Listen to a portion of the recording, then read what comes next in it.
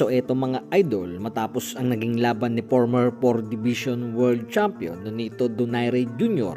kontra sa Japanese knockout artist na si Rico Masuda sa bansang Japan, kung saan natalo si Nonito Jr. sa laban na matapos na isuko ng kampo nito sa ika-8 round.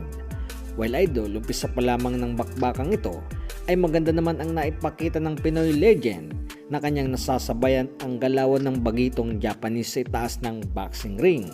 Subalit makalipas ang mga sumunod na round ay hindi na nito masyadong nasasabayan ang galawan ni Rico Masuda, na kada bato nito ng suntok sa hapon ay nakikita agad ni Masuda dahil sa mabagal ang bawat bato ng Pinoy. So naputukan na rin itong mga idol ng sugat sa bandang mata na sa loob ng ika-6 na round, na dahilan kung bakit hirap na itong makakita na pagpasok naman sa ika-7 round ay rito nasalo ni Donaire Jr. ang malinis na patama ni Rico Masuda na dahilan ng pagbagsak nito.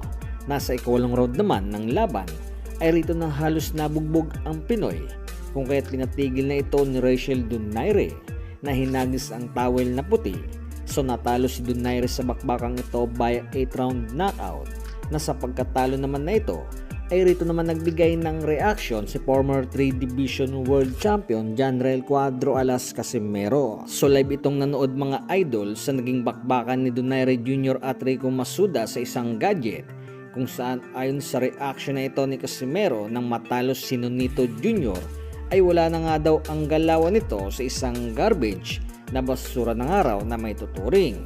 Na paglilino naman dito ni Angas ng Pinas ay wala siyang masamang intensyon sa kanyang mga pinagsasabi, kung saan ay nag-alala lamang daw ito sa kalusugan ng Pinoy na wala nang araw dapat pa itong patunayan dahil sa isa ng araw itong legend fighter na may tuturing. Payo pa ni Cuadro alas ay pinatitigil na nito at mag-enjoy na lamang sa kanyang buhay sa ngayon at sa ilang pera na naipon. Na 6 round pa lamang umano ng laban kay Rico Masuda ay nakikita na ni Casimero na malayo ang agwat ng dalawang boxer.